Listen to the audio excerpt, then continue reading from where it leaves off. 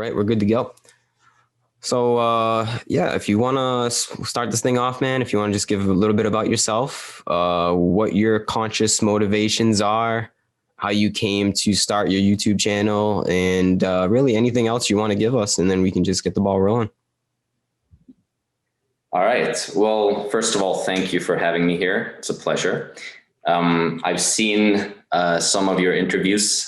For example, the one with Frank Yang was a very interesting one.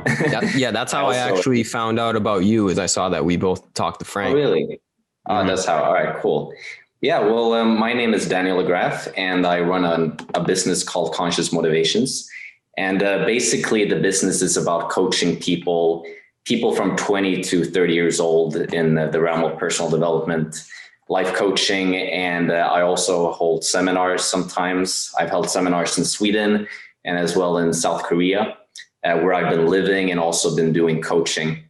And basically my philosophy of conscious motivations is that we take kind of an objective perspective of ourselves, and we are 100% honest with who we are if we want to be able to evolve as human beings. So we don't deny the negative sides of us, and we also don't deny all the flaws that we have. So when we kind of shed a light on ourselves in an honest way, we'll be able to know what to improve, and using different strategies and different philosophies, we can kind of integrate into this path of personal development, or just becoming more conscious as a human being.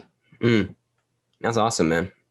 Can you go through some of those strategies, or just like, I don't know, avenues that you point people toward? Like, what kind of like take me through what a workshop would be with you? Like, what would you preach?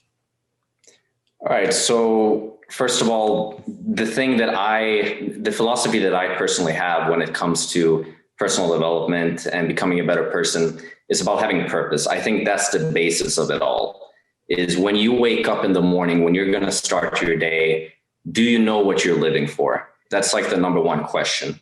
Now, if I have a client and this client is very lost, he or she doesn't really know what he or she wants in life, 20 years old, perhaps just started university, feeling like they've taken a path that they think is the right path for them, but they're having doubts about it because they don't really know themselves, because they haven't done that proper introspection. They've just kind of gone through life doing what perhaps society tells them to do, or what other people direct them to do. And they have never really questioned themselves of what is it that I want in life? Like, what is that one thing that's worth living for? So I divide it into self-purpose as well as impact purpose. And you're probably familiar with the term life purpose, right? Life purpose? Yeah, having a life purpose. Oh, yes. Mm-hmm. Right. And that's kind of what I think impact purpose is. It's about knowing how to help people in this society, because we're living in a society. So obviously we want to use ourselves to improve this society as a whole. Now, if you know what you're really good at and what you love doing, perhaps there is something that you can do with that to help other people evolve. But the question is, how are you going to go about doing that? I mean, what is the way really to find what you're good at, and what is the way to really know that you have the proper motivation so that you can inspire others to actually live the life that they want to live? And that's where we go into the self-purpose. And that's all about being healthy, meditation, taking an objective outlook on life, on yourself, being totally honest, basically personal development in a way that's adapted to the way that you're living. So it doesn't have to be like the standard, I'm just going to meditate every day, I'm going to eat healthier. That it doesn't really have to be like that. It's more, if you, for example, want to become like, I don't know, you want to be really good at painting. Now, how does personal development connect to that? Perhaps there is something that you can find within paintings, within the passion that you have, the drive that you have, that you can ultimately use to evolve yourself and becoming happier, becoming more fulfilled, and becoming more confident in life, and seeing that life is just a matter of opportunities. And there are endless opportunities, and you should be able to know what they are, and you can become more conscious in order to realize that you are not limited to those limiting beliefs that you have from the past, etc. So it's a very adaptive thing. to use personal development. It doesn't have to be a certain way. And I think that's where most people also get lost, because they have this image of what they should be doing to live the good life. But that good life does not have to be good, for everyone. It can be adapted to the way that you have been living to make it more easier for you to become a more content human being. Wow, that was great. I kind of got off path there, but sorry. No, that was totally on the path. That was great. I couldn't have said that any better myself. I think that I'm glad you said purpose, because I was actually speaking to somebody about having purpose in life yesterday. So this is, the stars aligned. So I'm glad you brought that topic up, because it's true. If we don't have a purpose, or you don't feel as though you have a purpose, or maybe a false purpose, a purpose that you were conditioned into, then there's like a void in your being that just like, you're just trying to like fill it with, I guess, materialism, or just like sensational pleasure, whatever it is. It's not, all of those things aren't tapping into our ultimate purpose. Like, do you think that we have this, like, everybody has the ultimate purpose of, I guess, creating a better world, like being a good person, being respectful, essentially being selfless. And then through the ultimate purpose, we all have our own unique purpose and our whatever we're good at in life. And then from that, we contribute to the ultimate purpose. Yeah. I mean, when you say ultimate purpose, how do you define the ultimate purpose? Simply like selflessness through our work, because I think we're all human beings. As a human being, we're like a creative aspect. And that creation aspect can be through painting, cooking, podcasts, whatever it is, making something, contributing something with your creative aspect. It could even just be like be a nurturing person. I don't know. I guess there is a lot of different purposes for each individual, but I think it really comes down to just selfless action in our work. Right. It's putting it simply. It's different for everybody, though. Yeah, exactly. And like you said, that selfless act, that really, I think when you're able to do something selflessly, that's also when you can be the most content human being, I think, because you don't have to focus on all of your lower needs. I mean, if you take care of everything, like you have a salary, you'll be able to take care of the survival process, then you can move up that hierarchy, ultimately become more selfless, and then at the same time provide something for other people. And that's something that personally brings me a lot of joy. For example, I used to teach judo to small children. And that was something that I was really good at. I'm pretty good at judo. I've been doing it for 12 years.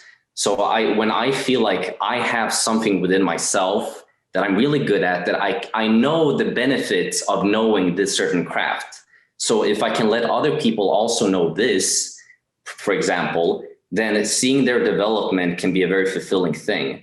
And if they can get happy, if they can get value from what I'm giving them, or anyone else, if they're giving any value to other people, then this value can ultimately be shared and become a more collective, purposeful thing. So doing something selflessly in the way of having a life purpose, I think that's a great definition of it, really, because it becomes more than you. It becomes more than you. It becomes more about life as a whole. And life really is more about the you that you believe that you are. So, and that's a really cool thing, to actually live from that perspective as well. Or I don't even know if we should call it a perspective, just live more in an absolute way, where we don't have to focus on our lower needs, where we can move on and actually provide value for a larger circle of concerns. And not everyone, unfortunately, gets to do that. They don't get the chance to do that because they don't know how. And that's where, people like, for example, me or some other coach can come and help them with that exact thing and guide them in that right direction. And then however they want to help other people later with what they're doing, and that's up to them. So it's a very cool thing to see how people discover their life purpose and how they live through it. Perhaps they might not even know that they do it, because life purpose also has become kind of a buzzword. So people talk about having a purpose as if it's some thing that like that only a few people can discover or whatever. There's this secret stigma around it. But many people, of course, are living their life purpose without actually putting a label as a life purpose. It's more of a key to help you unlock things within yourself so that you can go through a path that might lead to that purpose. I don't know how you feel about that. It's like the stigma around life purpose also has become a bit too much. Yeah, I know what you mean. I want to touch upon what you said before because it was great. You said it comes from we live for ourselves, right? That this is essentially, that's why we're here. Like we want to provide for ourselves.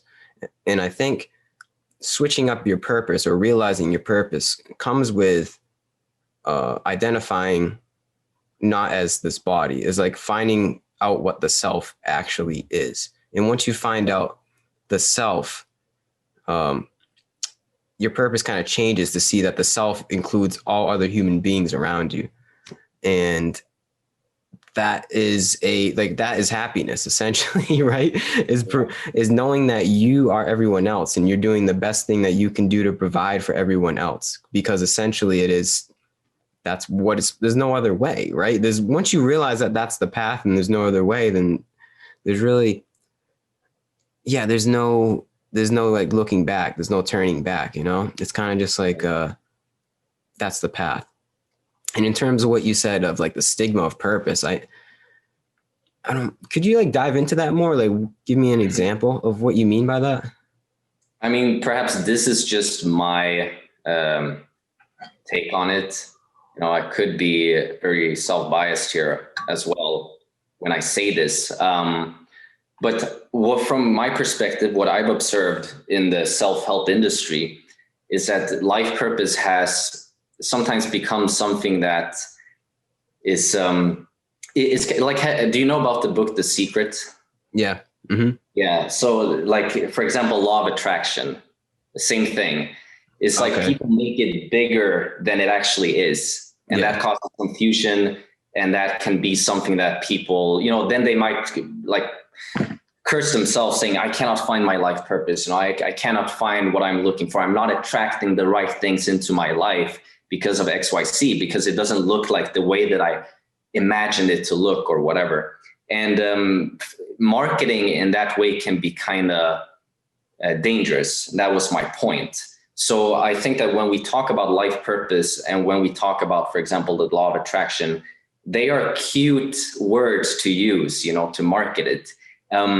But then actually understanding it and diving into it is a whole different thing.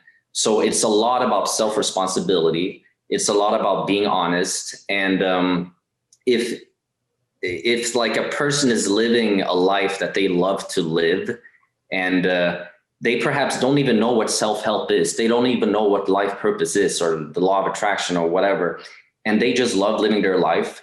Sometimes people in the self-help industry, and I feel that sometimes myself, I've done this. I've kind of looked at people and said, oh, but they are not involved with self-help. They are not doing this or that. So they perhaps are not living the good life that I'm imagining it as it should be, having a life purpose and blah, blah, blah, and blah, blah, blah.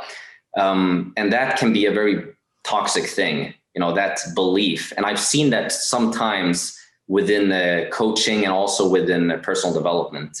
So that's kind of what I meant by it. Now, if you're not familiar with that type of thing, I totally get it. But it's just something that I've observed personally with that stigma. Yeah, it seems like just a natural, that's just the way of human beings. We're somehow making money off of the whole law of attraction and almost making it into this, like a product in a way. Yeah, exactly. Yeah. When it's not that at all. Like technically The Secret, you don't need to read the book or watch the movie really. It's just The Secret is within. Like that's just, yeah. I mean, it's a really corny movie too. Just watch it. I'm just like, oh man, this is so, but there is truth in it though. There is like certain truths in that, like within the ideal of it. It's just like, I know what you mean. It seems to be, just looked at it in a different way. Like it's like people try to gain something like out of it. Like the law of attraction and The Secret, people want to like attract, money, I guess, lovers, whatever it is. We want some kind of material gain using the law of attraction in The Secret. But that's not, you're missing the point. It's not really, that's just going to like dig you further and further into your hole, just trying to fill that void. So I know what you mean. I think am I on the right idea when I talk about it like that? Absolutely. And it's also important that you said that there are truths to it. Absolutely. There are very wise things being said. But of course, I mean, that's how marketing works. It has to appeal to the larger crowd, right? So we have to use the most like flashy looking things in order to attract the masses, right? But I think that my vision, at least for personal development, is that it does not become this thing. It kind of moves beyond this flashy looking thing where, it's like unlock your secret within and all your, these big words, right? And then also there is the other thing of, well, if you're not that, because that's kind of one level of self-help, if you would call it. And then there's a more spiritual aspect. I think that those two kind of go hand in hand, like spirituality and personal development. I'd say spirituality is kind of like the next level that you're moving towards, to become more selfless as well. But then when you think about spirituality, people have a misconception about that as well. And that's where you come into a different kind of image of what is spirituality. And you see a person in Tibet, a cave in Tibet, meditating and all. That's what spirituality is. That's kind of like the idea of that. I mean, not for everyone, but for the masses at times. And that's when I want to feel like we have to kind of deconstruct these things, and make it more simple. It shouldn't be attached to a certain image. Like if you're doing self-help, it's so much more than just the image of doing self-help. When you're like practicing spirituality, it's so much more than just that one image of practicing spirituality or the ideas that you have about what does it mean to practice spirituality? What does it mean to do self-inquiry work? What does it mean to meditate? Because all of these techniques, all of these things that we use as tools for ourselves, collectively, they form an image as well. And we get stuck into that image. Yes. And we believe that there's something that we need to gain if we're not finding it, because we're searching. But that's the whole point to not do. We should not be searching for it, because the thing that we're looking for is here, right? Like it's right here. It's already here. Yeah. But going through that process, of course, takes that search, but then we have to dismiss that image of what it means to be a meditator or practicing spirituality or whatever. So, wow. So that's kind of like my idea of how to make self-help in itself a more conscious thing, and not this basically taking away the beliefs of what it should be and making it into a more adaptive thing. How would you go about making it adaptive? Because we talked about what we shouldn't do. So what should we do to be more realistic? Right. And that's where I'm like struggling right now to find out. Those are questions that I have. Mm-hmm. I have not figured those questions out yet. I mean, I'm still trying to search for that. I'm like right in the beginning of my start of really trying to find what it is that I'm looking for with conscious motivations, or with spirituality or whatever, self-help as a whole. So I don't really know how we can go about doing that. But I think having the right, having coaches, for example, who knows more, like who are very integrated into their own path, and they're able to step out of that path and teach in a way that's not just connected to their own path. Yeah. I don't know if you know what I mean there, but like if I have my path towards, let's say I want to be more happy, right? And let's say that a year from now, I want to be really happy. And how do I measure that? I don't know, but I put my own standards for that. And let's say a year from now, I'll become way more happy. And I want to teach people how to become more happy. Now, I think that the reason I became more happy was because I did all of these things that I did from the start until the end, because that's my path, and that might be truth or it might not. So I think that this is the way to go, because that's what feels most true to me, because that's what's been working for me. So if I want to teach a client to become more happy, I cannot teach my way of doing it. because it might work, it might not work, but I need to focus more on the perspective of the client and see how they want to help themselves, to kind of guide themselves through to become more happy or whatever. And that's where it goes into teaching people techniques of being your own coach, to ask yourself the right questions. Yes, you get outside perspectives and you have teachers and mentors and anything outside of yourself, but ultimately you are the coach, really. You are the one asking yourself the questions. You are the one guiding yourself. So if we could teach people the proper way to be your own coach, that would be a cool thing. But then, of course, when I say that, if I want to teach people to be your own coach, I need certain standards to be your own coach. And I can only look from my own perspective. So that's where the trick comes in as well. Like, can I teach other people to coach themselves without just focusing on my own, path of becoming better at coaching myself? For example, it's a difficult task. Absolutely. Yeah. And I think what also makes it difficult is everybody's different. You could have framework for one person and another person's framework could be something completely different. And just that skill alone of being able to fully empathize with what somebody needs is like, that's like a superpower to be able to say, all right, this is for me, but this isn't necessarily for them, but I need to know what is for them based upon what was best for me. And it's like, that's very advanced work right there, man. Yeah. Cause then you cannot only look at the surface of what's going on. You have to dive deeper and you have to ask yourself, just like you said, what was it about that work? Like, what did I do that worked for me that could work for them?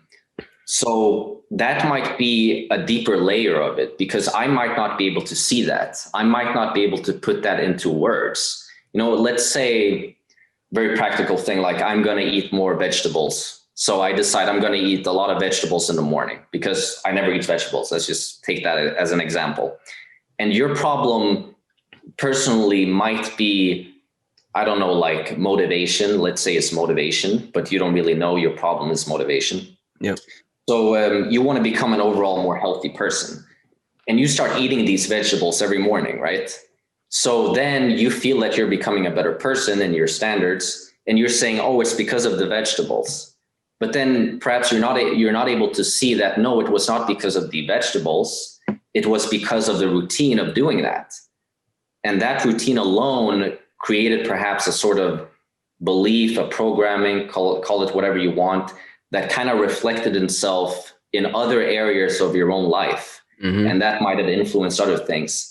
Yeah. So, and then when you're looking back at the path, you're saying, oh, it was because of this and that, but it might not have because of this and that. There's this thing in psychology called the third variable problem. And that's it. That's when two variables are kind of correlated, but the cause of it might be a third variable. So you cannot really know. Finding that third variable is an extremely difficult thing to do. And if you can learn to find that third variable, to find that hidden layer that was kind of the mechanism behind everything, then you're onto something. And of course, that's a difficult thing to do because you have to look at more than the surface. And going about doing that, there are different ways, of course. But it's still something that I'm very curious about diving into more. I don't know how you would feel about that, like kind of seeing the causality from a deeper layer instead of what it just looks like. Yeah, right. First, you have to realize the difference between correlation and causation. And then once you make that distinction, you have to get into the causation and be like, well, was this actually the causation? There's just so many questions like that when you self-inquire like that. Yeah, it's almost like a science in a way, like this weird game of science that we have to play in our mind of, is this it? Is this it? And then how do you know when something's true in your head and rings true? Like, is there something, like you say you have a certain habit and you want to find out, like the example you just gave before, how would you know that it was more of a correlation than a causation? Right. How would you find that third variable? Yeah, but that's the question. Like, just meditation, self-inquiry. You think the answers just come within? Like if you just quiet the if you just like find time, I think sometimes just if you just find time for yourself, like that's why meditation is so important, because these answers just like kind of come in when you just Mm, you sit and reflect, and right. it's so important. Exactly. Contemplation, I'd say, is one of the most important techniques in that case. And it can come in many varieties and forms. I mean, the way that I contemplate is just basically having a discussion with myself and always kind of being skeptical to what I'm saying and what I'm trying to teach myself. Some other people, they contemplate just by being silent and deeply thinking about a question. That's also a great way to contemplate. So these techniques that we can use, because there are people who have used these type of techniques to get results from themselves. So if they are able to teach these techniques in the correct way, then it perhaps can help people to find the causality of Mm-hmm. things. But then knowing if the causality, like how do you know when it's true? Like how do you know when you actually found the answer? And I don't know how deep you can go into that, but sometimes you just got to know when to say when and just be like, all right, perhaps this was the thing. Mm-hmm. Explore it, experiment with it. Does it work? Does it not work? Yeah, basically, like you said, like science, you have to be a kind of like the scientist of your own life and just try many different things, many different ways. And I think open-mindedness to that, I think that's the root cause, that's the root thing about self-help. It's being open-minded to different things, to different perspectives. That's all the way that I see it. It's when you don't just focus on one perspective and say, this is true, but you open up your mind to all the perspectives of life and you're able to explore those things. Because when you do that, you will ultimately become a more holistic person and, feel better, really, and Yeah. also be able to help other people. Mm-hmm. And who doesn't want that? Right. Yeah, I think open-minded experimentation for yourself Right. is the essence. Because a lot of people, I'm guilty of it before, probably like a few years ago. I just lived life in the comfort zone in a way, and that's not how we grow. And if we want to grow, you have to get out of the comfort zone, experiment with an open mind, be okay with being wrong, and don't take yourself so seriously, I think, is another aspect. And then, yeah, that's a good framework, like a foundation for personal help and self-growth is those aspects. It's open-minded experimentation where you don't take yourself so seriously and it's okay to be wrong. And then from there, I think there's not much ego left, because I think that's what holds us back is our own ego. And if we try to um, that's a whole other aspect, a whole other part of our, of our mind. It's like we try to paint this picture of how we want to be to other people. Like that's a whole other thing too, right? It's like Yeah. we don't even know who we are inside, and then the person that we're trying to reflect on the outside to people is far from the truth, right? Like Right. It's I not don't know. congruent, really. It's I not don't know. congruent. And that's actually when I think it's scientifically like proved as well that you are not as fulfilled and content when you are not congruent with the way that you act and your ideal self. And Mm-hmm. getting closer to this, I think, will cause more happiness and fulfillment for us as well, because the ideal self ultimately is selfless. That's the way that I believe it is. Because if you're just moving towards this, like an image of what you think you want, it's just basically based on what you like, things that have been programmed into your mind. It doesn't feel very genuine sometimes. So also the question of how can we know that the ideal self that we create for ourselves, how do we know if it's genuine or not? Yeah. Like how do we know that it's not just something that I got taught by other people, that it's not really coming from me? Like, how do we know when it's genuine, when it's authentic? Do you have any idea about that? Like some mindset we perhaps could have when we are visualizing a life that we want, knowing if it's genuine or not to ourselves? Hmm. You're asking me personally? Yeah, yeah, yeah. Oh, I, it's like I guess we're talking about the subject of what rings true inside of us. Like, what is truth?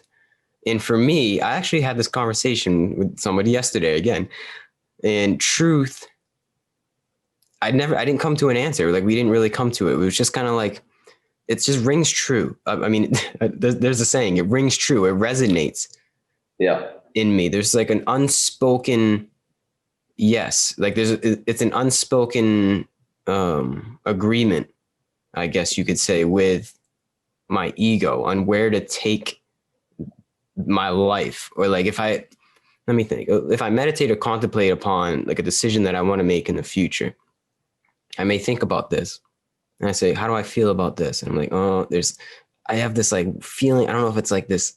It's intuitional, if that's even a word. There's something inside of me it seems to be sending messages. And if you pay attention to that, like it's almost like a barometer, like something, it's like something like beep, beep, beep, beep, beep, beep, beep, beep, beep, beep, beep, beep. Yes, like hot or cold. It's like something like, yeah, do that, choose that way. And then and then for me, if like I have something that I don't agree with, it's like, I don't resonate with it. There's no feeling there. Like there's no substance. And I think there's something to that, man. It might just be me personally. Like this is not for anybody else, but for me, I seem to have a strong intuition that goes beyond words, where I can kind of just like feel this is the way. And I just listen to that. But I think a lot of people can touch into their intuition.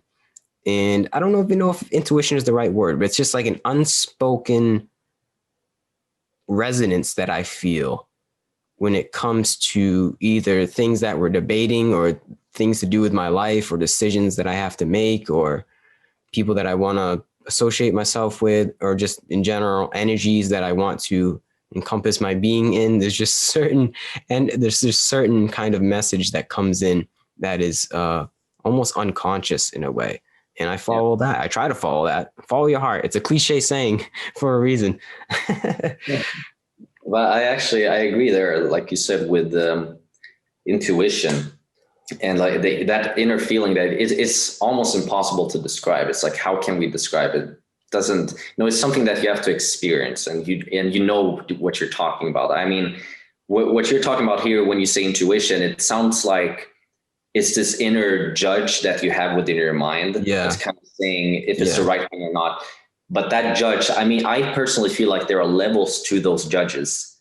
There are some judges that will say yes to things that perhaps your ultimate judge would not say yes to. And there's always this kind of, I'm starting to sound like Sigmund Freud here. I'm sorry, but there's this like between the unconscious ego and kind of like the super ego that's always in a conflict of the higher and the lower self. Let's just call it like that, like the higher and the lower self. And becoming aware of what is your lower self and what is your higher self, that awareness alone can have a great effect on your growth, because you will be able to know when you're making a decision that's in accordance to your lower self, and you'll know when you'll make a decision that's in accordance to your higher self. So you are kind of like in the middle, like this spectator, this awareness that knows when the lower self is making the decisions and when the higher self is making the decisions. So what actually makes that difference is quite a personal thing, but it's almost like you said, like you almost feel it, there's this feeling of right or wrong. I don't know, I don't want to get religious here or spiritual, but there's this like higher being, this higher essence of just making the right choice, whatever you want to call it. And becoming aware of those two levels, and there are perhaps more levels between these things. I think that perhaps could be a key to making the right decisions that will ultimately improve your life. I don't know if you can agree with that feeling of higher, lower self. I mean, many people talk about it, but this is just my personal perspective of it. Yeah, I'd like to dive into that because I think that that's very important. That's what I was actually touching upon, or trying to touch upon at least, it's a certain kind of discernment in how I place my attention on these things. And that discernment does come from first identifying the lower energies that we have that are essential, that we're always going to have, that we can't escape. So there's no need to really go against it. We have to work with those energies. And I think the lower self, I'll give my take on it. You can give your take. My take is the lower self involves decision making that is rooted in animalistic instincts, kind of like fear, survival, reproduction, lower chakra energies, you know, just something that is just base level. It's like characteristics that you would see in animals. Just kind of, you know, because we are animals as well. So our animalistic characteristics are that lower self essentially. So doesn't mean shoo them away, because we're not going to be, we're not escaping being apes anytime soon. I think it means working with those lower energies and knowing that we're not a servant to those lower energies. They serve us. And once you know how to play that game, then that's how you can thrive and then move on to start discerning to the higher energies, which is like a whole other topic. That's spirituality essentially, is being able to work with the higher energies, which is really just a fancy way of saying be conscious of your own decisions. We're responsible for all of our actions in our life. All of our decisions and actions have repercussions. And yeah, just be selfless, like know who you are, understand what it means to be a human being. There's a lot of different aspects to higher self and lower self. And would you like to illuminate on that topic a little bit? Very interesting perspective as well there, like you said, with the higher self. And I totally agree with you there. Like, can I just say something real quick? Absolutely. I don't actually believe that there is a higher self or a lower self. Those are just concepts to be able to work in our brain. But in actuality, there isn't really a higher or lower self, but it's being able to hold another step above the higher and lower self, is being able to hold those things without becoming way too attached to those ideas, yet still being able to dive into that almost like a game, like a way to like utilize our energies. But ultimately, the ultimate truth that we talked about before is that, you know, we already got it. It already is. But that's a whole other step. That's like a step above the convo we're even talking about, you know. That's like Frank Yang style type stuff. Sorry to interrupt though. I don't want to. I didn't want to get you off topic. No, but it's great that you also mentioned there. Those are concepts. I know that there's no such thing called. I mean, there's no such thing like existing, which is the higher or the lower self. Yeah. I mean, if you want to look from the bodily, like biological perspectives, and you would only look at the body, there is a perspective of that. But then if you go into like the more spiritual aspect of it, it kind of transcends the body, and it becomes more about the actions, how everything is connected and yada, yada. And I think that's very important to mention as well, because we can also get stuck in that image of the higher and the lower self and judge ourselves badly in the situations of, now I'm not acting within my higher self. Now I'm just in my lower self, whatever. Mm-hmm. But still, it is a tool that we can use, obviously. And we can label certain actions and certain behavior in ways that are kind of connected to our lower self. And we can know that these things is the lower self. This is, like you said, about the instant gratification, for example. I would kind of label that with the lower self. Mm-hmm. You're addicted to getting instant gratification, you know, which is very easy in this day and age. You know, we can just go to the internet and we got everything we want just like that. And of course, our bodies, still, we are animals. You know, our brain, certain parts of our brain still believes that we're out, you know, in the woods hunting animals or whatever we did thousands of years ago. I don't know.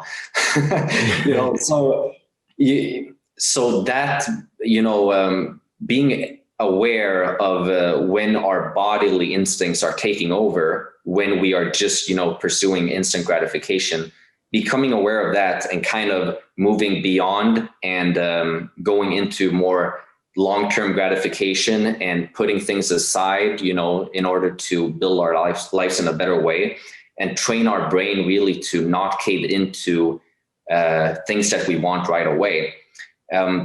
and actually ease our minds and calm our minds, in this very stressful society that we're living in as well. I think that's a practical thing, or a practical way of putting your higher, lower self into action. And actually, using that as a tool to become better human beings. I don't know if you would agree with me there, but that's kind of my take on it. Mm-hmm.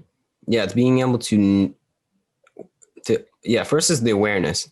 First is becoming aware that we have these inclinations that aren't necessarily conscious, like the phone, like sexual attraction, like being hungry. There's a whole list of these instincts that we have. But the first step is becoming aware and knowing that they're there and they're not going anywhere. You're not going to get rid of them. You're not going to escape them. And then, yes, you learn to work with them. And it takes time. That's why they call it a practice, because it's not just like, I can't just decide this right now. Like, we literally have to rewire our brains over time.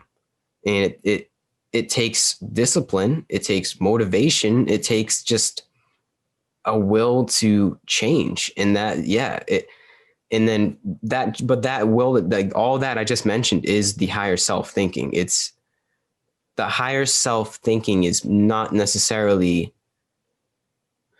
a mind state, which it is, but it's more attuned, I would say, to our actions that we take to control our lower chakras, I guess you could say, lower energies, our animal inside of all of us, and being able to utilize that and create and grow, and I don't know, just become a better person, be happier, essentially. I think it more so just comes down to the higher self is actions. It's like, it's first step, become aware. And if you become aware of your higher self, it's like oh shit, I'm the spiritual being having a human experience and we're all the same. And then from there, you take the actions to allocate yourself on the paradigm of that higher self being. Yeah. Right. It's the actions that we take. It's exactly. It's over time. Right. We are exactly the act. Sorry, we're talking over each other. Hey, you can go. I'll give it to you. That time delay. Okay. All right. Thanks. Right. I agree with you totally there. Like, the actions taking control over the lower self. But then the question is, what is the thing, or who is the one actually making that decision, or what drives oneself into that decision of kind of wanting to tap into the higher self? Because if we only look at ourselves from, let's say, a biological perspective, and we're just like a biological creature, going about life and trying to survive and whatever, what is it that makes one actually turning into that shift, or at least becoming aware of that shift, that it's possible to tap into this more objective perspective of your own life, and kind of stepping out of your ego and looking at yourself from the perspective of not just following what your body wants and what things will make you like instantly happy or whatever. What do you believe is that thing that turns the shift, or makes the shift, and makes you want to become more than what you already are, in a more, I don't know, spiritual I know sense. what you mean. Yeah. That is actually a great question. And that's why I started this podcast, because I'm curious on everybody's way that they get there. Because there is, it's like, I think it ultimately comes down to like, I don't know the answer, but I think it comes down to something where we just can't handle something in our lives anymore. Essentially our sufferings, where we just suffer so much, or there's something not right. And because of that, we just can't take it anymore. We just want to change ourselves. But what is that? I don't know if that's an answerable question, man. What is that, the witness, the judge that discerns and says, I want to change? What was it for you? Well, for me, I think that it was if I just want to be very, very like descriptive of it, like what really happened, when was the time when I decided I wanted to change, and when did I make that shift? Now there have been, it depends on the way that I perceive this shift, like what type of shift. If I want to change how, I mean, I probably always wanted to change in some way in my life, you know, in certain ways, but what made that more grand shift where I was able to like start becoming more serious about my own health and well-being, etc. Yeah, And the that was grand like, shift. right. And that was like, I think about 5 years ago, I was applying to a university in Denmark. I live in Sweden, by the way. And I got rejected. And the thing was that I had planned basically 5 years into my future based on me getting accepted to that university. And that was all I was thinking about. I mean, that was my plan that I had since I was in high school.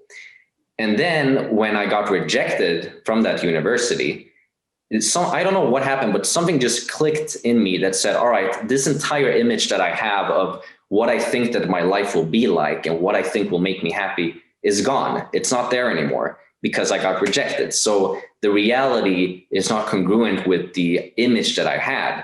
And suddenly there was this space that kind of opened up where I just asked myself, what do I want?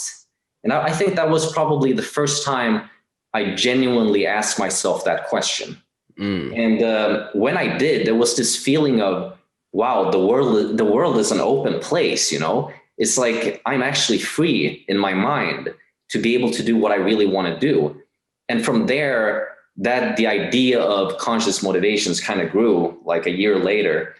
And I think that's really when I got deeply into personal development as well and started to listen to different teachers and read certain books. And I think that was the shift for me. Suddenly, when the idea of what I believed that life was going to be or was faced reality, and that reality was actually more freeing, and it was kind of better than the actual image, because suddenly I was not limited to one certain perspective. My perspective opened up completely. I can go wherever I want, you know, and be whoever I want to be. And it wasn't like a huge revelation like I'm describing it, but it was like a gradual process as well. So I think that shift kind of started something that I'd say rejection was the ultimate shift for me. Was there something in your life that made you want to go into bettering yourself? Like, because I'm kind of curious, like what happened? Like, where do you come from within that realm? I don't know what the start of it is, man, but like I guess a few years ago I just started to get into meditation and yoga. And I don't even know how that started or where that started, to be honest. And I think that's good that I don't know. I think it was just kind of like something that I was just wanted to try. I think it was probably because I was unhappy. You know, I think it really just stems from we all want to be liberated or be happy. I think those are synonymous terms. And there was something not right. There was just like I was depressed for no reason. But I knew I was depressed and I just wanted something different for myself. I wanted to be happy. Isn't that what we all want? Right? We all want to be happy. And I think that is the thing that we were talking about. Like there's something that yearns in every human being where we want to be free. And you said that you realized that you were free after you got rejected, right? And I think that's what happens to a lot of people, but we don't even know that we yearn to be free, I think. So getting back to where I started is, I don't know. I suffered from mental illness, I guess you could say. Just generalized anxiety, depression. There was something in me that said, figure yourself out. And then I started to get into cannabis and psychedelics, and those things, I guess, aided the process, allowed me to see and feel a little differently and kind of, I don't know, look at life a little differently. And then from there, I realized there was no other way to treat this life. You have to take care of yourself. You have to take care of your mind, your body, your spirit, your whole being. This body is a temple. And then that's my attitude on life. Well, Yeah. I don't have a really like a catalyst, like a starting point. I mean, there was one time I took some magic mushrooms a lot, and it led me to some crazy insights about life and, the power of love. And I always love when someone starts their sentence with, there was this one time I took magic mushrooms, because it can be great afterwards. yeah, well, that might be the catalyst or one of the catalysts. I don't think it's necessarily one thing in my life. I think it's just I was just born this way, and I was born unhappy, and I wanted to make myself and that sounds horrible. I was born unhappy and I wanted to make myself happy. So from that, I found practices from thousands of years ago that people have been doing to make themselves happy or liberated for thousands of years. Found that in my life, and I haven't looked back since. And then I'm trying to spread the love. I'm trying to create my own podcast and also show how other people can do that and have their own practice as well. And yeah, man, I think it was just constant, same thing, just constant rejection, but not necessarily like physical rejection. Maybe rejection from some girls. Who know? Who knows? That might have attributed to it as well. But rejection just from myself. Rejection just to like, I just didn't feel right. I didn't feel right living the life that I was living. Like my actions weren't aligned, like we talked about before. There was something in me that I was just like, you're living a lie. This is not how happiness or liberation truly comes to you. And I knew that there was something in me and that was telling me that way. And that was essentially like my depression. It was like telling me like sometimes I think depression is more of like a message than like than like an actual something that happens. I'm not saying all the time, but for me, it was like I looked at my depression now as like a message to say you need to change. That there has to be some kind of change. I don't know what it was though, man. I wish I could tell you it was one time. I think it was just a gradual process of like, just like, I need to find something. And then I started meditating just off of like, I got the, what is that app? The Headspace app, just on a whim. I think I saw an advertisement. I was like, I'll try it out. I did once and I was like 10 minutes. I'm like, there's something about what this is. So I explored guided meditations a little bit more. And then I realized I don't need to use guided meditations necessarily, and figured that out and just go deeper and deeper and deeper. And I'm still on the yogic path of happiness and liberation. It's a never ending path. And yeah, just trying to spread the vibes. Nice. Yeah, that's great. Great. Yeah. Yeah, I also feel like meditation for me also has been a huge help in my life. Also, I don't want to say I suffered like deeply from it, but I had social anxiety when I was younger.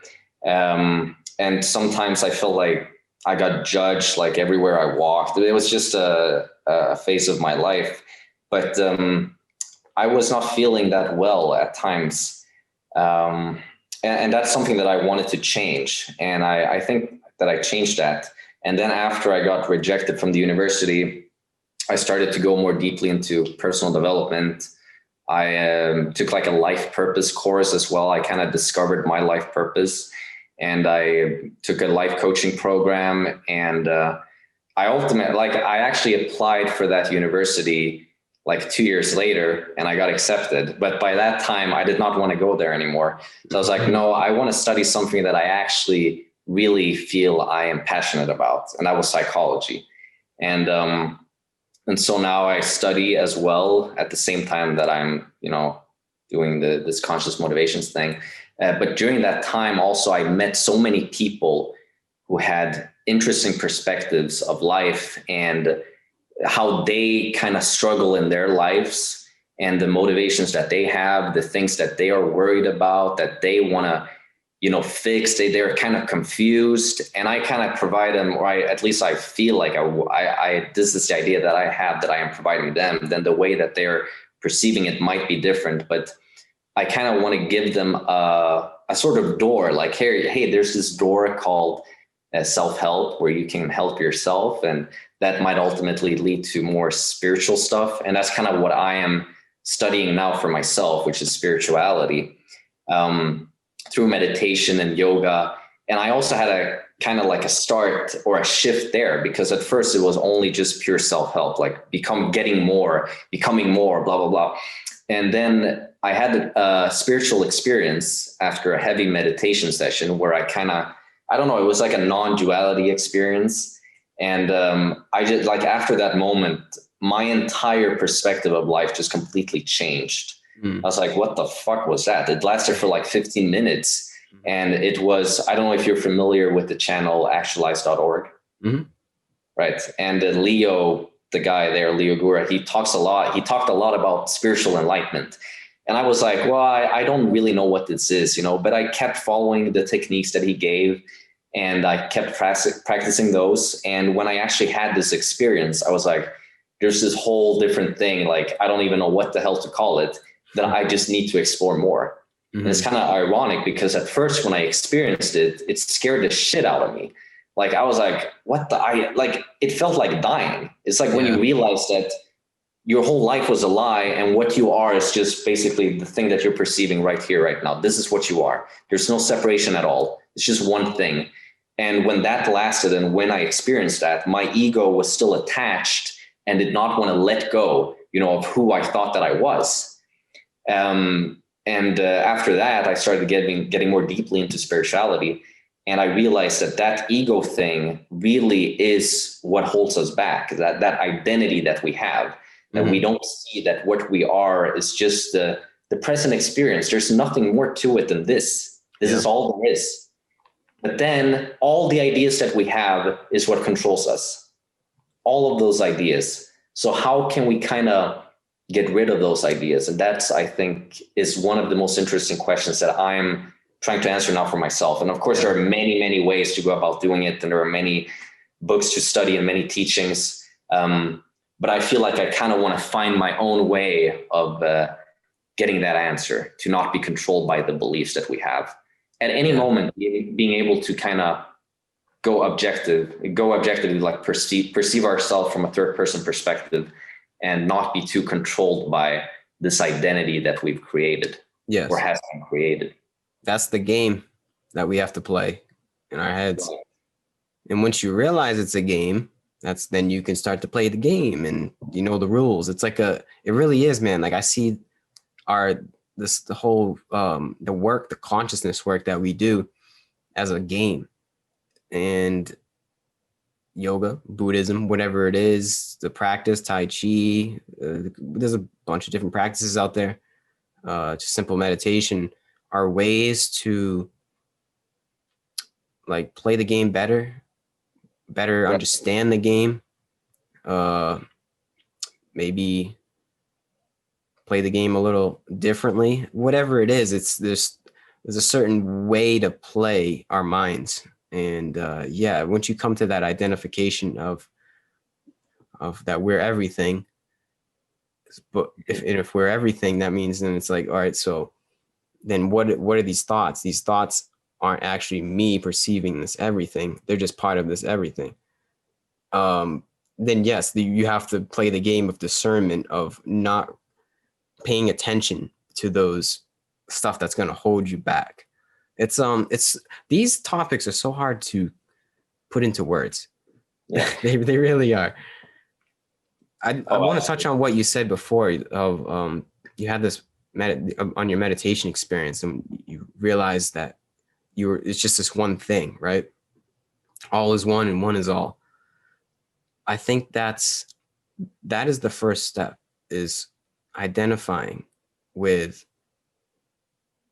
the non-self, knowing that there is no self. Yeah. There is a self and there is no non-self, but first discovering the non-self, and that there is only one thing, because right there was probably a scary instance, right? Like you said, there was just like this, your ego was resisting, but right then and there, you felt like you died. That is, I think, what we have to do, is we have to almost induce ourselves into what it feels like to die, so that we escape death, essentially. Because if there's no self, then there's no self to die, and we escape that idea of dying. And that's everybody's biggest fear, understandably so. to the ego. But once you kind of open the door and see the possibilities of what we truly are, then that fear isn't so prevalent and controlling in our lives anymore. And that's the essence, man. That's the truth of truths. Knowing that, because everybody in the back of their head knows that we're going to die. Like we wake up every day and we're just like, oh shit, this could be it. This might be the day. Who knows? But once you realize and open the door that like, wait, there is no one to actually perish. There is no one to actually die. That is a whole perspective shift. Totally right there. I've had that experience myself. It was from, I think I did like an intense session of yoga that day, meditation. And then I'm pretty sure I ate a bunch of cannabis edibles and just laid in my bed. And somehow it induced this experience of just me turning the light on myself, like turning the, like almost like breaking the fourth wall on my own being. And I was just like, whoa. And I had that experience of feeling that all is one is all. And I am just this image, this fabrication in this matrix. And I felt what that meant. And then yes, after 15, 20 minutes, came back into some semblance of sanity. But that memory has never left me. And I think that's the important part. And it's obviously never left you either. And from that memory, from that like insight, that's where we act. Like, and that's where selflessness, getting back to that topic, comes from. Because obviously we're going to be more selfless and loving and contribute more and work to create a better world for other beings when you know that you're not the only, like everything is you and you are everything. And that's the first step, man. I think it's so important. It sounds scary, but it's really not, y'all. It maybe for 15, 20 minutes, it can be scary, but I think after you get past that hurdle of essentially ego death, killing the ego, seeing what we are, then it's just, that's where it starts, like happiness. It's just so much happiness after that. Because right, so I describe that to anyone who doesn't know what we're talking about. They'd be like, how does that make you happy? How does feeling like dying make me happy? How does that liberate me? It's because what we identify with as dying isn't us. That's not the I that dies. So we're fearing losing something that isn't actually real, I guess. So we that's how we got into this crazy conundrum life that we're in, of just like craziness, because we're all trying to defend our ego. We're all just trying to survive with our ego. And that's not the truth, man. The truth starts with identifying not as this body. Yes, we still have to inhibit this body. We still have to work within this body. We still have to do whatever we have to. I still have to be Gary Haskins. I still have to talk into this mic. But it's using this body that is an instrument in a temple and not clinging too much. That's the whole, I mean, I'm not perfect. I still cling to my animalistic instincts, whatever makes me, I still find women attractive. I still get hungry. I still get angry, but it's not clinging to those things and knowing the direction. It's the path. It's knowing that that's not me. All of those lower energies aren't me. What's me is you, the listener, or you literally, Dan. And then from there, we act and create that better world. But the first step is identifying not with your meat suit. How do we go about doing that, though, is a question. How do we go about killing the ego? That is a buzzword that everybody wants to do, right? And it's not, I don't even think that's the right terminology that we should use for it. It's more so shining a light on what the ego actually is. Because you're not going to kill it. It always respawns and comes back to life. It's not something you get rid of. It's more so you have to explore it and see that it's not you. And then and then you act.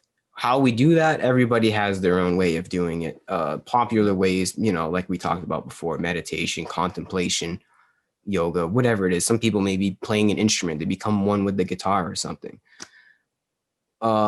Many different ways, everybody's different, but it does lie in self-inquiry. Right. And I went off there, man. I don't even know where you want to bounce off on that one. No, it did not go off. It was perfectly aligned with that thing, because like you said there, the ego, knowing what it is, I think is extremely important, shining a light on it, like you phrased it. And because it's very difficult to define it as one thing, like I am talking to myself, or I am talking to you, what is that I, what is that you? And during the self-inquiry, the goal is really to find that. But then the question, like we asked ourselves in the beginning, how do we know when we find that genuine thing? And that's something that we can ultimately realize, because that's when we kind of detach ourselves from it, but the words cannot do it justice, because when we say like, I detach myself from myself, it's like, but they are the same thing, but they're actually not. So when I talk about the I, or when you talk about the I, what we're talking about is the awareness, like the field of awareness behind everything. Experience. Right, exactly. It's like when I hold this bottle, for example, or this, how do you say in English? I don't know. A bottle.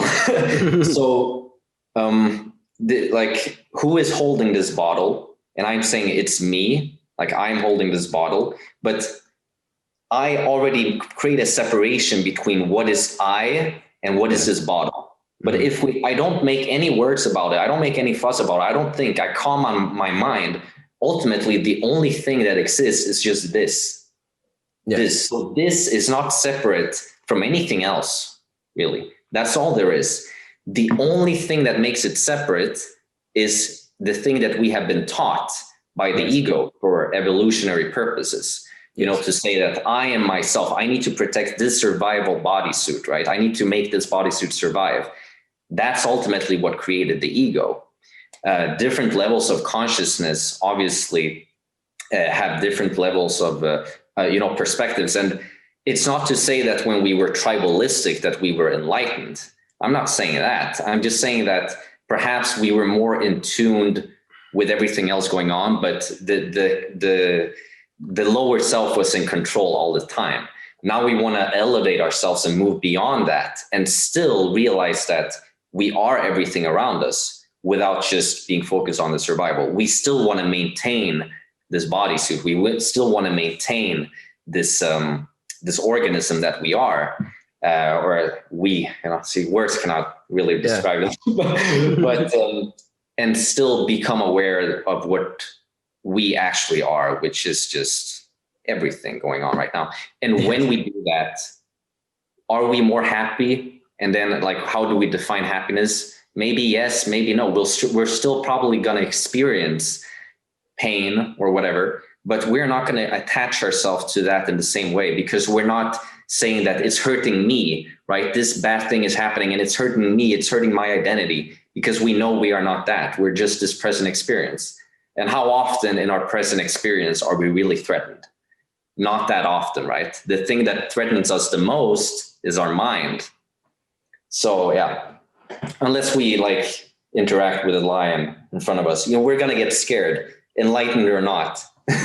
Yeah, that's like, and getting back to that, it's the game, because we have evolved over thousands of years certain neural pathways to say this is dangerous, fear this, have anxiety, get the adrenaline going, whatever it is, stress. But the problem is the stressors of when we were in the tribal days and the stressors of now exhibit the same neurons in our mind, but we have different stressors. Like what might have been a lion back thousands of years ago is now bills. Because they both, well, I was going to say they both paint the illusion, but a lion isn't an illusion. That is actually dangerous. But they both, the illusion of bills is the same essence of the lion, where we both fear for our survival. And that's the game, is knowing those lower energies of thinking about bills a little bit differently, thinking about traffic a little bit differently, or somebody said something a little bit differently, and identifying, and then yes, taking the correct steps from there. It's the game, man. I really believe it. It's just some kind of way that we have to better utilize our actions according to how we evolved over the years. We're at that point where we're just starting to become conscious beings. Like this is just the beginning of where we start to wake up and see what we really are. Like this in the future, I envision that we are all conscious beings. I know it doesn't seem like it right now with what's going on in the world, but behind the scenes, there's a lot of people that are in our position that are kind of growing essentially and finding out what it really means to be human and just diving into our own being a little bit more, right? Yeah. That's going to be the paradigm in the future, because there's not going to be any other way, because the way is the way. And this is the way. We're either going to go extinct or we're going to evolve to be more conscious beings and thus create a more conscious society. And thus we create a better world for anyone and everyone. Where am I trying to go with that? Change, like, we're like, how do I put this, man? It's just the beginning, right? So from here,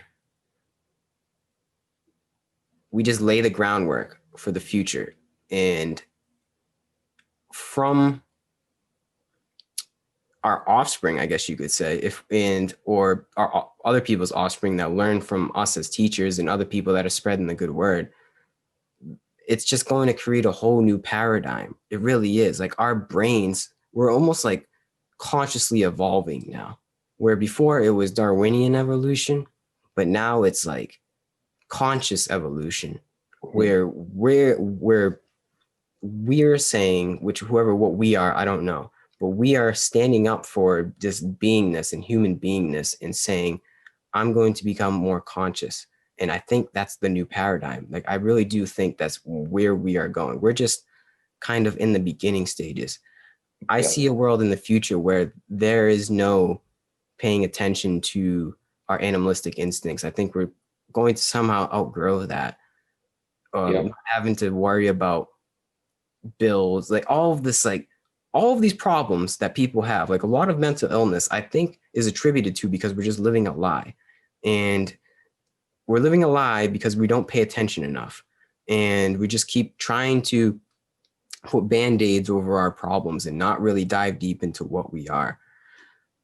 But now that we're diving deep, all of those stressors that we talked about before of our lower energies aren't even going to be a thing. This is the beginning. And we're just figuring out how to play the game. But we are collectively all starting to learn how to play the game. The game of, I don't know, it's the game of life. It's the game of knowing. It's the game of just inquiry and diving deep and feeling what it means to be a human being. Yeah. I don't know, man. It's just I hope you got something from that. It's what I'm trying to say is that these stressors of how we evolved are eventually going to become irrelevant in the future. And it starts. This is just like the dirty beginnings of it, I guess.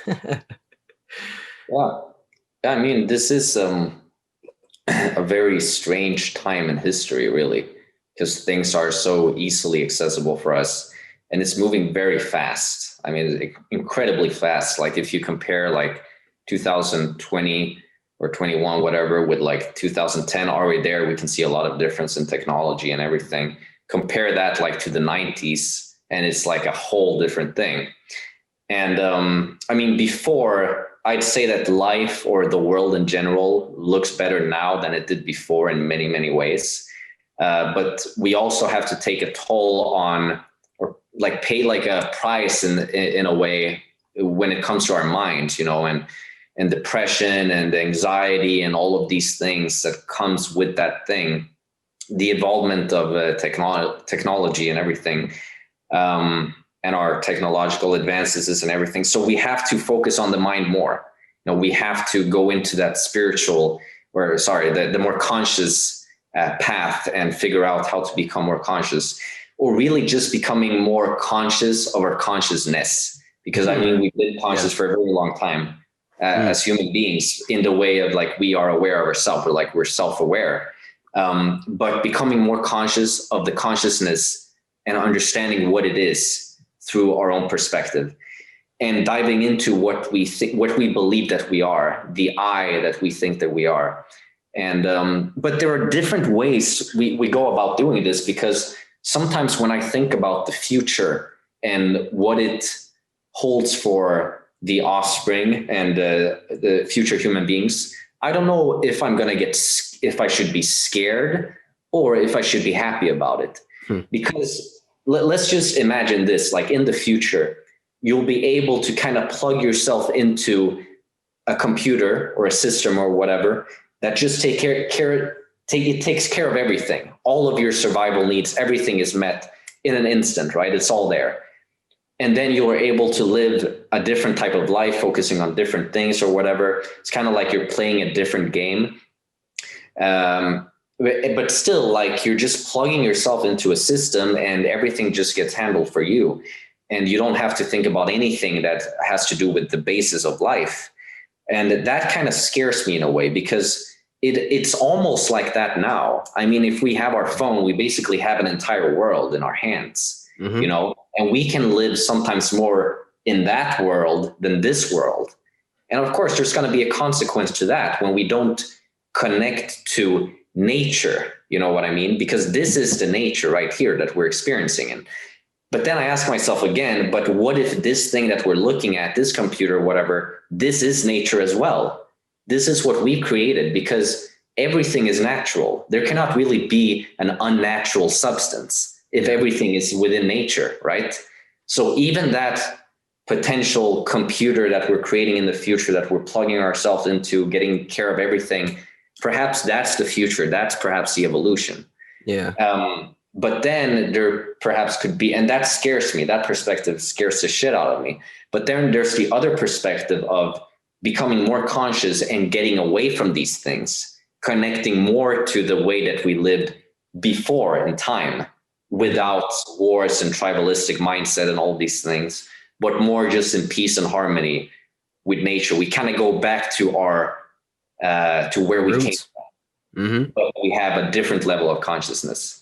So those are kind of two paths. Like, which one do you think will be the one that we will go head towards? Or do you think that there's another path that could be taken? Yeah, I think the other path is somewhere in the middle, is knowing how to utilize technology to better further your growth and everybody else's growth, but also not losing touch with our roots, like you talked about, because there's something, I mean, it also depends how far in the future we're talking. Because I think it is that, like you said, we're already there. Like, there is an aspect of our consciousness that lives on this and lives on the internet, as like we're doing right now. You know, there is an aspect of ourselves that is present in our technology. And I think, getting back to what we talked about before, it's like, as long as you don't identify with that, but then it goes into a whole other aspect of social media, but that's for another topic. Because that's a whole other thing. People identify themselves with their social media, and that's too much. But I think, just keep staying on where we were, was technology is a tool, and you can either use the tool effectively, or you can use it to watch cat videos and America's Got Talent, or just, you know, if you like doing that, that's cool. But it's not really, you know, you could also be doing other things that could better your growth as well.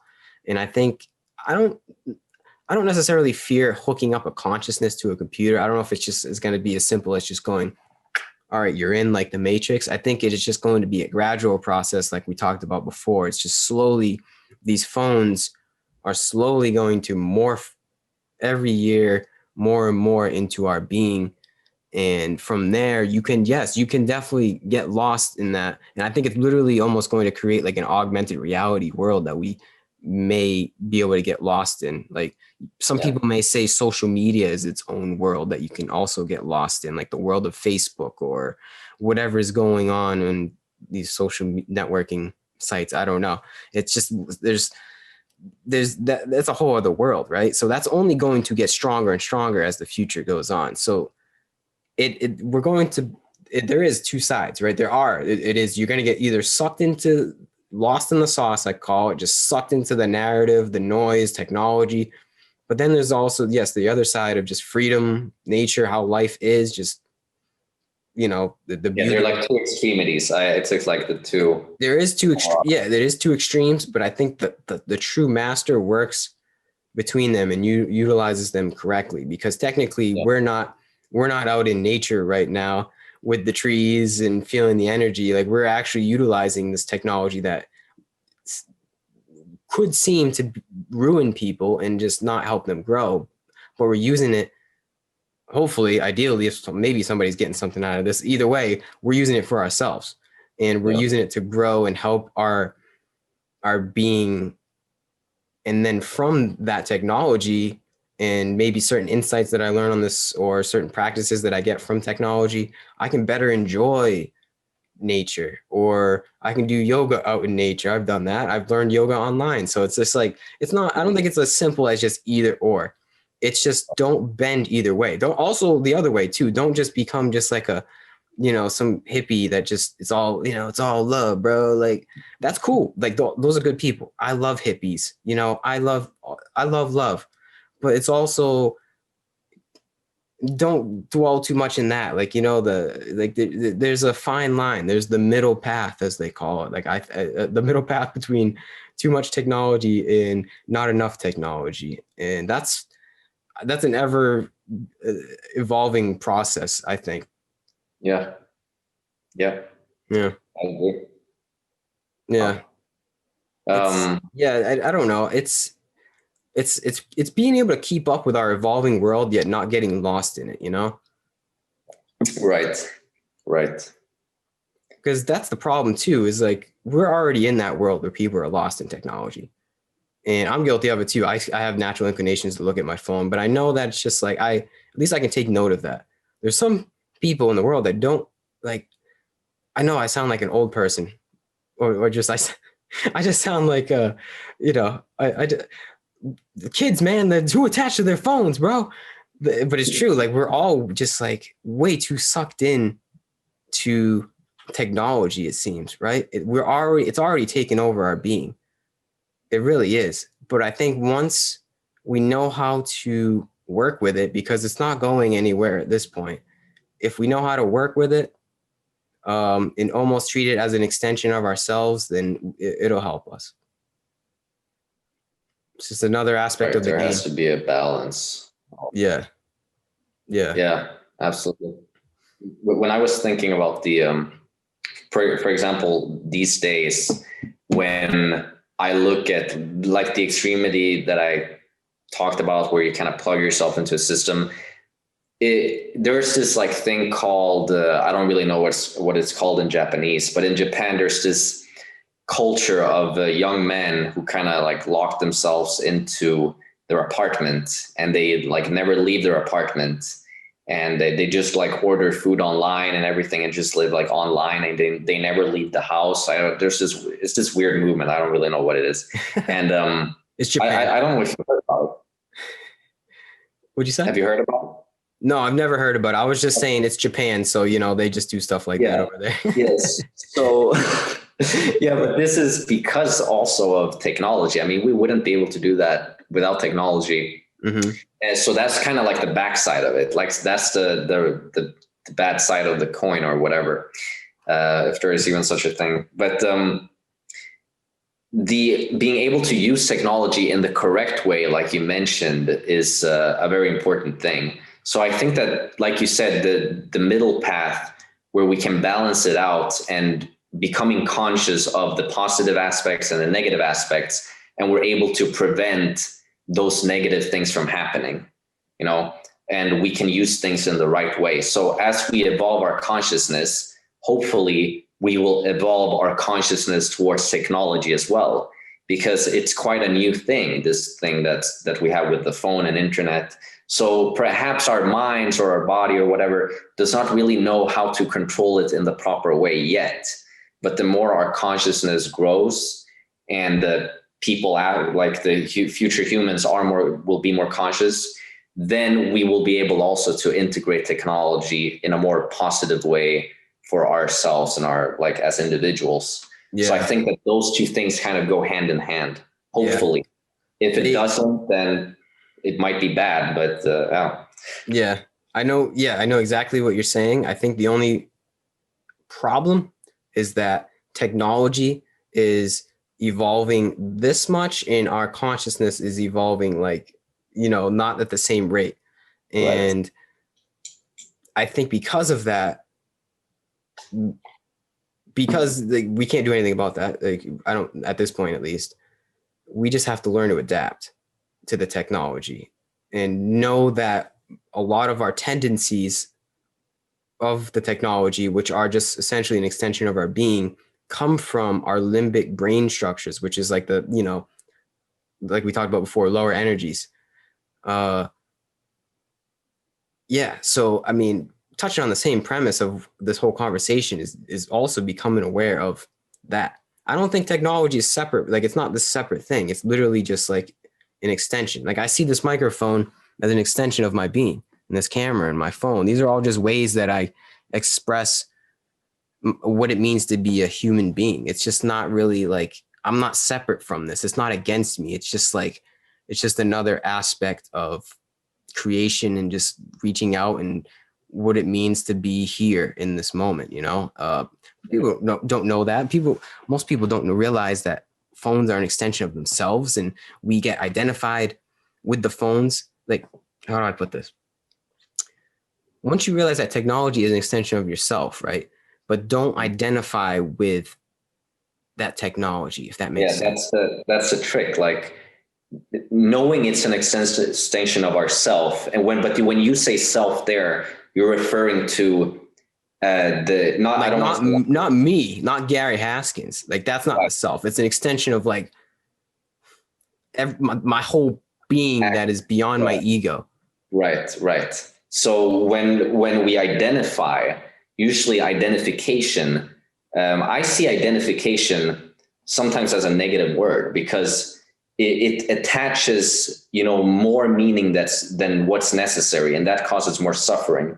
So let's say I had like this profile on I don't know, like Instagram, and I don't get enough likes, you know, and that hurts me, right? That's the identification, I would call it like that.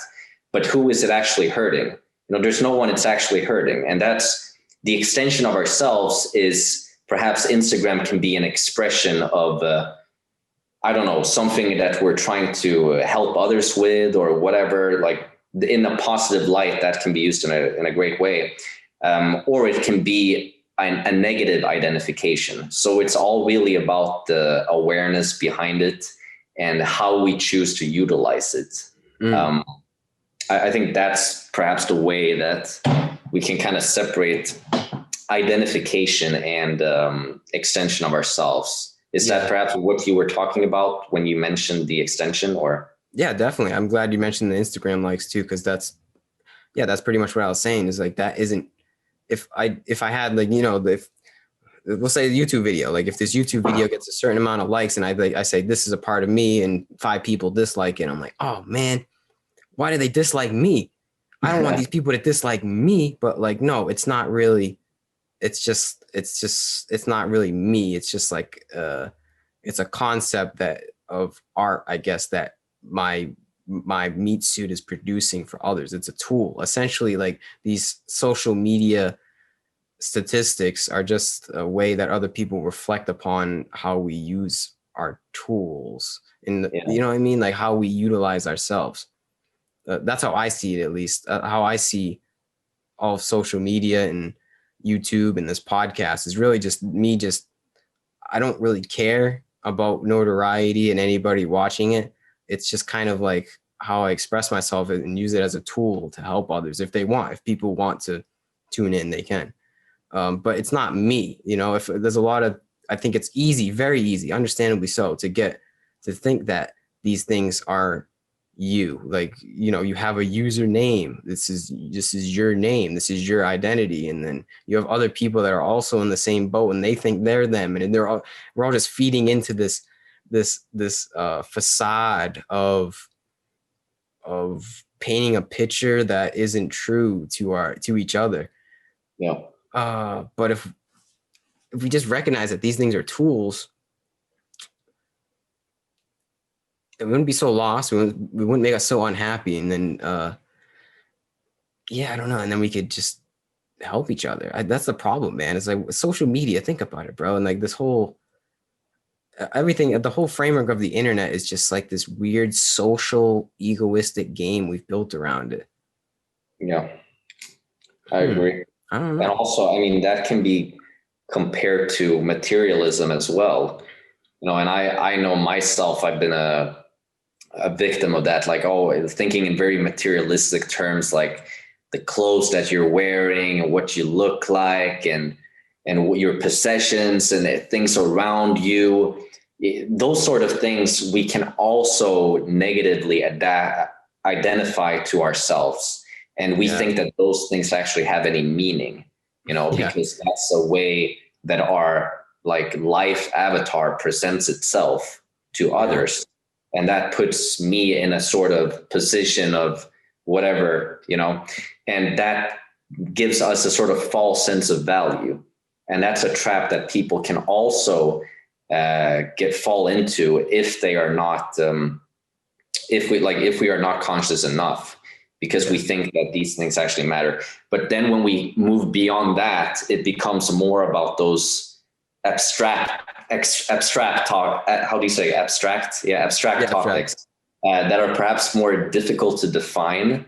But if we can focus more on those things, perhaps, and then pay more attention to those things, they can become more concrete for our own lives, and they can actually help us become more happy and also help society as a whole. It's just that when we talk about those things, they seem so abstract that it doesn't feel like it has any value. It's like, yeah, but where is it? Can I touch it? And if I cannot do that, if I cannot see it, then what's the point? Oh, but then you have to like create the image of it in your mind, and you have to see it for what it could potentially be. But people don't want to do that because we want to just believe what we see, right? So we're kind of easily fooled that way by a materialistic mindset. And well, of course, I fall into that trap too. I'm not an angel in any way, but it's something that at least I'm aware of, and I want to grow out of, you know, more and more. Not to say that we shouldn't build, you know, a comfortable life for ourselves. I think that's great. I mean, why not? We should do that, you know, if that takes care of our needs, but it should not become this sort of addiction or this extreme attachment. It's like, I'm trying to fill this hole within myself, you know, so that eventually I can feel satisfied. And now I'm going to start my life. Now I'm going to start living. That never happens. We never reach that point. Because it's just like, if we want to get all neurological about it, it's like dopamine, right? The dopamine rush of like striving for something, but we're never really reaching it. You know, and becoming aware of that, that's a great thing, because now we know that we can stop that chase, and we can ask ourselves, what am I really trying to chase here? What is it? Have I actually asked myself that question? Probably I haven't. And then we can go deeper into that, and we can ultimately discover things like life purpose, self-purpose, that moves beyond this materialistic chase and instead focus on the mental aspect, spiritual aspect, and just the joy of living, really. However we choose to define that. Yeah, that's what it is. Putting it simply, man, it really just comes down to the joy of living. We do all this. We had this whole conversation. We do all this work just to be happier, you know, like putting it simply. But what does that mean? What does that happiness mean? That's another thing too, right? It's like, what is happiness? What is happiness to you? Right. That's a big topic. Actually, I wrote a book on this subject of happiness called The Inner Game. And well, I'm not a good writer. I don't consider myself a good writer. It's just I write down my philosophies and thoughts and so on. But I think the inner game really is about finding what happiness is, and it takes kind of different perspectives of it. And for me personally, what I discovered what happiness is about living your life separate from attachments, and being kind of accepting of what goes on. You don't have to tolerate what's going on, but you accept things that happens, good or bad.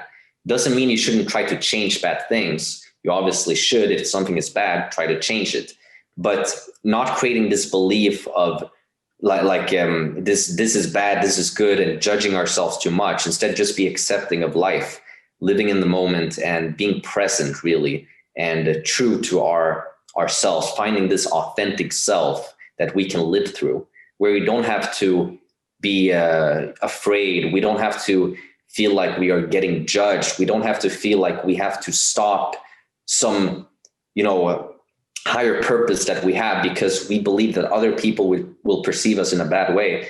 But instead moving beyond this, unfiltering ourselves from the negative programmings that we have, and instead create our own programmings where we become the scientists of our own life to feel better, to feel more happy, and ultimately sharing that with a larger circle of concerns in our own unique way. So I think that is what happiness is for me. And I know that's a very, that wasn't like a short statement of what I believe happiness is, but at least that's the way that I feel about it.